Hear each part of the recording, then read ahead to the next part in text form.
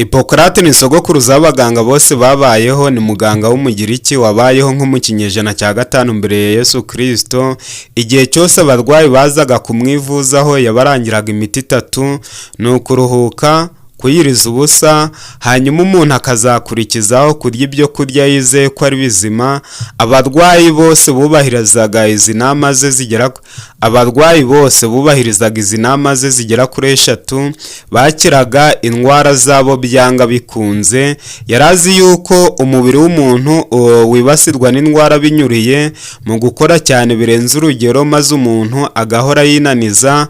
Akamenya kandi yuko guhora umuntu apakira ibyo kurya bipfuye mu mubiri we ari byo bikurura indwara nyinshi. Kubw'ibyo igihe cyose umuntu yazaga kumwivuzaho yamurangiraga imiti yo kwiyiriza ubusa, kuruhuka, hanyuma agakurikizaho kurya ibyo kurya bizima. Bivugwa yuko abarwayi bose bamwivuzagaho babashaga gukira neza kandi bagasubirana ubuzima bwiza batakaje bitewe no kurangara ku buzima bwabo. Kubw'iyo mpamvu uyu mwanya nshaka kubarangira amabanga umuntu yakoresha akabasha gusinzira neza. Nubwo abantu bazi neza yuko ibitotsi biruhura umubiri bikawongerera imbaraga cyangwa se bikawutera kwiyuburura, ntabwo abantu bazi amabanga yatuma basinzira neza. Nibyo abantu bararyama, ariko iyo baryamye ntabwo babasha kuruhuka neza, barara mu nzozi mbi, babyuka bavunaguritse, bafite uburakari, intambara zo mu bitekerezo, kandi ntabwo babasha gukora neza imirimo bashinzwe buri munsi. Niyo mpamvu uyu mwanya nshaka kubasangiza amabanga agera kuri 7 yatuma umuntu abasha gusinzira neza kandi agasinzira ibitotsi bimuruhura. Uwo muri kumwe ni Nzayisenga Jeanne Paul enseignant et naturopathe, mwarimu na diwani wa afya, ndi umurezi n'umujyanama w'ubuzima. Mwigiriye neza niba mwaramaze gukanda subscribe n'inzogera. Gusa niba ari bwo bwa mbere duhuriye muri ibi biganiro, ihutire gukanda subscribe n'inzogera, nawe uzaje ugira amahirwe yo gusangizwa video twaguteguriye uwo mwanya, maze utera intambwe nziza zakugeza ku bisubizo byiza by'ubuzima ushaka kugeraho. Abibanira natwe batubwira yuko batakiribwa n'amaso, umutwe, igifu, indwara z'amagufwa, kutabasha kugenda neza, kutabasha guhina akaguru n'akaboko, indwara z'igifu, impyiko, umwijima, indwara zo mu maraso, indwara zibasira imyanya y'ibanga, abashakanye ntibabashe kusa neza, inshingano zibareba nk'abashakanye, abubahiriza inama zose tubaha. Ibyo bibazo byose babasha kubisezeraho kandi mu buryo bwiza. Noneho tira agatebe wicara urambye ngo usangize amabanga agera kuri 7 yagufasha gusinzira neza ukagira ubuzima bwiza kandi wishimiye.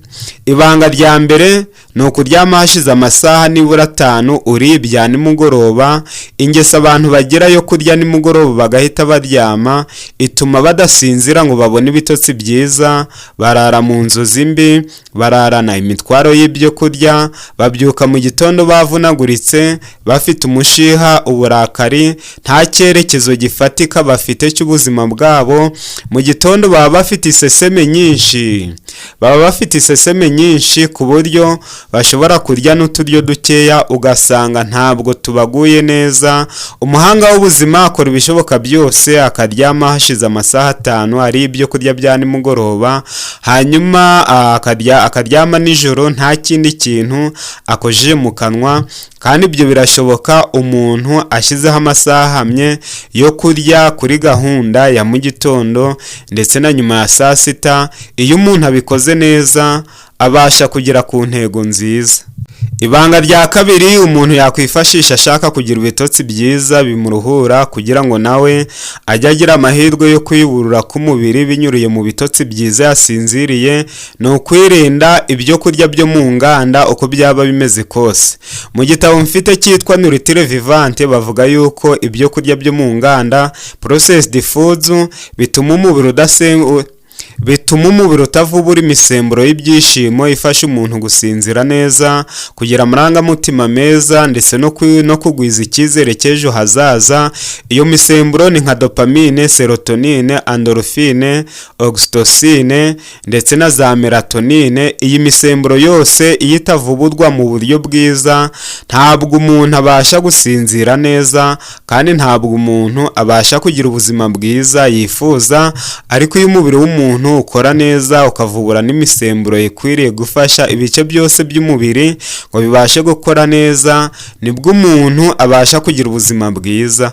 Ntabwo umuntu yaba imbata y'ibyo kurya mvaruganda nk'icyayi, ikawa, amandazi, imikati, inzoga za soda ngo abashe gusinzira neza. Byanga bikunze arara mu nzozi mbi, maze bikaba ibyago bikomeye cyane iyo ibi byo kurya umuntu abirya nimugoroba agahita aryama, cyangwa se hagati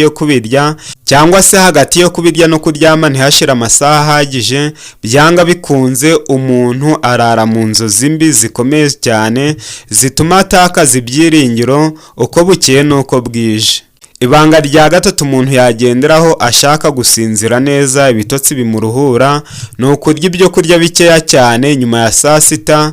Abahanga bavuga yuko mu gitondo umuntu akwiriye kurya nk'umwami, akarya ibyo kurya bihagije cyane cyane ko aba afite amasaha menshi yo kubigendesha no kubikoresha imirimo asabwa gukora. Iyo umuntu ariye ibyo kurya bihagije mu gitondo, umubiri ubyakira neza kandi ukamwongerera imbaraga mu mirimo asabwa gukora ku manywa. Noneho bitewe nuko nkunze gushishikariza abantu kurya kabiri igihe cyose bashaka ubuzima bwiza, nyuma ya saa sita umuntu akwiriye kurya ibyo kurya bikeya cyane ugereranije n'ibyo yariye mu gitondo. Ibi ngibi n'ubundi bimwongera imisemburo y'ibyishimo, umuntu akarushaho kwanguha mu nda. Kandi ikirungo cya mbere gituma abantu basinzira neza ni ukuryama bataremerewe mu gifu. Bishatse kuvuga yuko ni ukuryama bangushye mu gifu. Byanga bikunze iyo umuntu aryamye muri iyi gahunda agira ibitotsi byiza kandi bimushimishije. Ibanga rya kane ni ukwirinda stress wenda kuryama. Hari abantu baba benda kuryama ugasanga bari gukora imirimo ituma bagwa agacuho, cyane cyane nk'imirimo basabwa gukorera ku ikoranabuhanga. Hari abantu nka nimugoroba usanga aribwo babonye umwanya wo kureba televiziyo kuva saa moya kugeza saa tanu. Hari nabo numva baryama nka saa saba, saa sita, bitewe no kubatwa n'izo ngeso bagira nimugoroba. Umuntu akwiriye kumenya ko nimugoroba ari amasaha meza akwiriye kuganira n'abagize umuryango, bakungurana ibitekerezo, bagahana inama cyangwa se bagapanga ibyo bazakora ejo. Iyo babipanze neza muri mudu nziza, bakaryama bafite amarangamutima meza, nibwo babasha gusinzira neza. Ibanga rya gatanu ni ukurya ikiyiko cy'ubuki habura amasaha 2 ngo uryame. Ikiyiko cy'ubuki cyangwa se ubuki muri rusange ni umuti w'ingenzi. Ubuki bukize ku isukari karemano, glucose naturelle, mu gihe ibyo kurya mvaruganda nk'imikati, amabombo, za biscuit, shikarete, inzoga zitandukanye n'ibinyobwa by'abarokore biba bikize ku isukari mpirate imunga ubuzima bw'umuntu. Umuhanga wanditse igitabo cyitwa Nourriture Vivante yageze ku isukari ayigarukaho cyane, avuga ko isukari ari ikiyobyabwenge cyangiza ubuzima bw'umuntu kurusha n'ibiyobyabwenge runaka dutekereza. Avuga yuko isukari ishobora gutera gukenyuka ndetse no kunanirwa inshingano izo arizo zose umuntu akwiriye gukora, cyangwa se inshingano zireba umuntu. Ariko hari ibyo kurya karemano bikize ku isukari nziza umuntu yakoresha kandi akagira ubuzima bwiza. Ibyo ni nk'ibinyabijumba, ibijumba nyirizina, imyumbati, imbuto zitandukanye ndetse n'imboga nka karoti, beterave, ibinyabisheke. Ibisheke biba bikize ku isukari nziza umuntu yakwinjiza mu mubiri we akagira ubuzima bwiza. kandi ubuki bukaba akarusho. Ubuki ubwabwo busobanuye isukari, bukize ku isukari n'indi myunyungugu umubiri w'umuntu ukeneye. Umuntu urya ubuki neza abasha kugira ubuzima bwiza. Mu gitabo cya Bibiliya muri Yesaya 7:14 baravuga ngo amata n'ubuki nibyo bizamukiza. Iyo Bibiliya irangira abantu ibyo kurya bakwiriye kwibandaho ni uko biba bikize ku ntungamubiri. Noneho umuntu ari ikiyiko cy'ubuki habura isaha cyangwa amasaha 2 ngo aryame, byanga bikunze yagira amahirwe yo gusinzira neza. Ibanga rya 7 ryafasha umuntu gusinzira neza ni ukunywa amazi ahagije habura isaha ngo arye. Umuntu akwiriye gukora ibishoboka byose akanywa amazi kuri gahunda, cyane cyane akayanywa mu gitondo akibyuka, bibaye byiza yaba ari akazuyaze akongera kuyanywa saa sita atararya habura isaha cyangwa amasaha 2 ngo arye. Iyo umuntu anyoye amazi saa sita afasha igogorwa ry'ibyo kurya yariye mu gitondo, kandi yegera ameza nyuma ya saa sita umubiri wewe witeguye kurya ibyo kurya yatetse mu buryo bwiza. Noneho iyo umuntu anywa amazi kuri gahunda akayanywa mu gitondo na saa sita akongera kuyanywa nimugoroba habura amasaha 2 cyangwa 3 ngo aryame, byanga bikunze agira ibitotsi byiza. Ibanga rya 7 ducukirizaho ni ukurya 2 ku munsi. Kurya 2 ku munsi ni ibanga ryagiye riranga abacurabwenge bose babayeho. 2 meals a day, it is a secret. Kurya 2 ku munsi ni ibanga rikomeye cyane abacurabwenge bagiye bagira bakagwiza ubuzibu. Kurya 2 ku munsi ni ibanga ryaranze abacurabwenge bose babayeho, baryaga 2 ku munsi. Hari n'abo nzi baryaga 1 ku munsi kandi bakarushaho kugira ubuzima bwiza, bakarangwa n'ubwenge, ubuhanga, ibitekerezo bizima, kubana n'abandi neza. Hari n'abo barenganyaga bakabagera inkota bagapfa batanduranyije na rubanda, nta kwinunuba, nta kwinuba, kwijujuta, ahubwo ugasanga ni ibiremwa bizima byuzuye kandi byiteguye gukorera rubanda, ndetse bamwe bakaba biteguye gukorera n'Imana bitewe nuko baryaga 2 ku munsi. Kurya 2 ku munsi ukabikora nibura ibyumweru 6 cyangwa 8, hanyuma wamara kumenya ibyiza byabyo ukazajya ubikora cyangwa se bikaba akamenyero kawe, ariko mu byumweru 8 ubumaze ariko ubyikurikiranyije ibyumweru 8 ubumaze gukira indwara zo mu nda, indwara z'amagufwa, indwara z'ubwonko, indwara z'amaso, indwara zo mu maraso, indwara z'impyiko, indwara za diabete, hypertension, indwara zo kugira amaraso makeya. Hari abantu barya buri kanya bakibwira yuko ari uburyo bwiza bwo kongera amaraso, ariko ntabwo ari byo. No, kurya kuri gahunda ukarya ibyo kurya bizima nibyo byongera amaraso meza. Noneho umuntu yitoje kurya 2 ku munsi mu gitondo no kumanywa gusa, yagira amahirwe yo gusinzira ibitotsi bihagije. Muri make ubuzima bw'umuntu ntabwo ari impanuka, igeno cyangwa amaherere, ahubwo ubuzima bwiza bushingiye ku kubahiriza amahame y'ubuzima.